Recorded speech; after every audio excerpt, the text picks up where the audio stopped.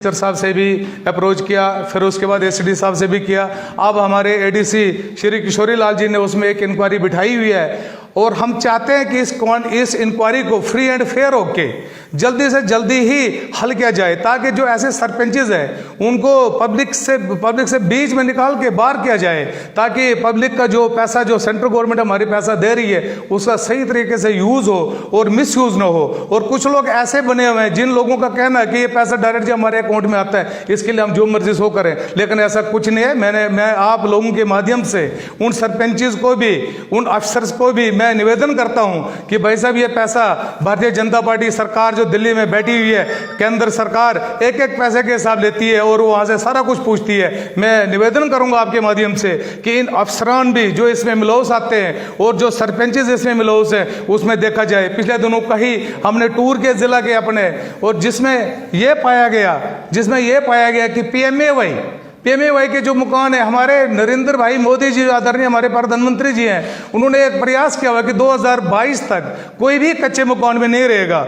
लेकिन उसके बरक्स में जम्मू कश्मीर, खास करके जिला डोडा की बात करूंगा, यहाँ पे ऐसा हो रहा है कि मुलाजिम लोग बोलते हैं जी 2011 में जो सर्वे हुई है, वो सेंसस जो है, उसी के मुताबिक यहाँ पे पीएमएवाई मकान मिलेगा। अरे मेरे भाई, 2011 से लेके 2020 तक 9 साल हो चुके, और 9 साल में कई लोग मुलाजिम लग गए, कई लोगों की बिल्डिंगें बन गई, लेकिन आज की डेट में अब उनका कहना है कि नहीं जी, ये जो मकान मिलेगा उनको मिलेगा। तो मेरा आप लोगों से निवेदन है कि आप अपने चैनल के द्वारा इस चीज को उन लोगों तक ये जाए, ताकि उनको एक खबर मिले कि भैया ये पैसा सरकार का है। ये कोई एक बार अगर मेरा नाम कहीं दर्ज हो गया और उसके बाद मेरे 2 बेटे मुलाजिम हो जाते हैं, वो गजटेड अफसर बन जाते हैं, और वो पैसा फिर भी मेरे नाम से है, ऐसा नहीं होना चाहिए। मैं आप लोगों से प्रार्थना करूंगा, जो हमारे स्किल्ड और अनस्किल्ड की प्रॉब्लम है काफी चल रही है, वेंडर इन लोगों ने अपने अपने रिलेटिव है सरपंचेस के, उनको बना के रखा है। और मैं चाहूंगा कि डिस्ट्रिक्ट डेवलपमेंट कमिश्नर डोडा और एसीडी साहब डोडा इसमें एक कमेटी बनाए हर ब्लॉक के अंदर।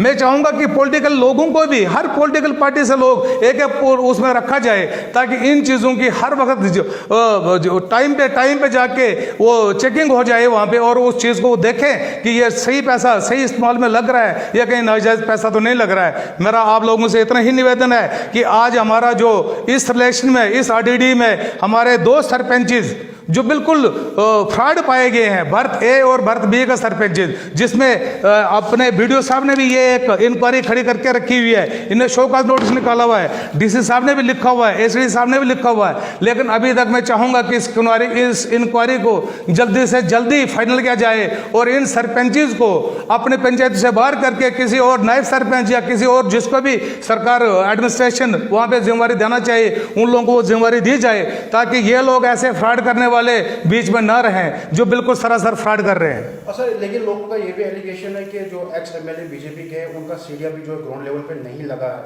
जिसकी वजह से लोगों में भी काफी नाराजगी है।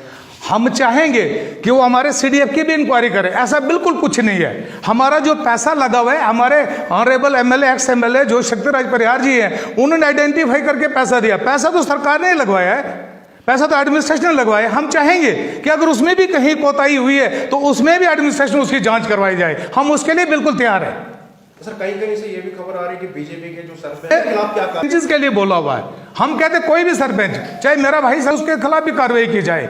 हम चाहेंगे कि हर किसी सरपंच के ऊपर कार्रवाई हो जाए, ताकि कोई भी सरपंच ऐसी गलती ना करे। सरपंच को अगर हमने पोर्टफोलियो दिया हुआ है, हमारी सरकार ने उनके ऊपर पूरी जिम्मेवारी रखी है, लेकिन ये जिम्मेवारी नहीं रखी कि गरीबों का तुम खून चूसोगे। हमारी 19 की पेमेंट भी का है। मैं आपको एक वीडियो की बात करूंगा। मैंने एक वीडियो साहब से पूछा, रात के 11 बजे तक उन्होंने एमजी नरेगा का पैसा ही हमें निकाला, और किसी एक बेनिफिशियरी हमारा जो बेचारा है, जिसने 2 साल से अपने एक एसबीएम के तहत एक अपना वो बाथरूम बना के रखा हुआ है, और मैंने जब वीडियो साहब से ये पूछा कि भाई साहब इस बंदे की पेमेंट क्यों नहीं कर रहे हो, कहते नहीं जी अभी मैंने इसको हाथ ही नहीं लगाया। मैंने कहा भैया इसके लिए कोई मुहूर्त निकालना है क्या? नरेगा तुम कब करोगे, एसबीएम कब करोगे, 14FC कब करोगे? मतलब जहां से इन लोगों को पैसा मिलेगा और वहां से ये काम कर लेंगे, जहां से पैसा नहीं मिलेगा और वहां से ये शुरू कर लेंगे। बाकी जो मटेरियल आज की डेट में लग नहीं रहा, अभी 18, 19 और 19-20 में सारे कच्चे काम हो रहे हैं और इन लोगों को मटेरियल के नाम से पैसा बुक हो गया, ऑनलाइन पैसा बुक करवाया। मैं यह भी जानकारी चाहूँगा एडमिनिस्ट्रेशन के द्वारा भी, और खास करके मैं डीडीसी साहब, डिस्ट्रिक्ट डेवलपमेंट कमिश्नर साहब और अपने एसडी साहब, मैं बहुत ईमानदार समझता हूँ एसडी साहब को, और उन्होंने अच्छे काम किए। जहाँ भी हमने उनको बोला कि आप थोड़ा वेरीफाई करो, आप शायद मुझे लग रहा है कि उन्हें और आलमी PMAY की इंक्वायरी करवा रहे हैं, लेकिन फिर भी मैं कहूँगा कि ये जो फ्रॉड हो रहे हैं इस फ्रॉड को बंद किया जाए। अब हम भारतीय जनता पार्टी का कार्यकर्ता कभी भी फ्रॉड होने नहीं देगा। उसमें चाहे मेरा, जैसे आप लोगों ने जिक्र किया कि हाँ जी हमारे एक्स MLA का CDA भी यहाँ पे मिसयूज हुआ, अगर जहाँ भी मिसयूज हुआ वो एडमिनिस्ट्रेशन ने लगवाए, आगे रूरल डेवलपमेंट के डिपार्टमेंट के बंदों ने काम करवाए, वो क्यों फ्रॉड कर रहे हैं? वो बंदे ने काम गलत नहीं किया है, MLA साहब के उसमें कोई वो कुछ नहीं है। उसमें अगर खराबी जो होगी, जो फ्रॉड पकड़ा जाएगा तो वो भी एक डिपार्टमेंट का ही बंदे ने फ्रॉड किया होगा, हमारी तरफ से कोई किसी का फ्रॉड नहीं होगा।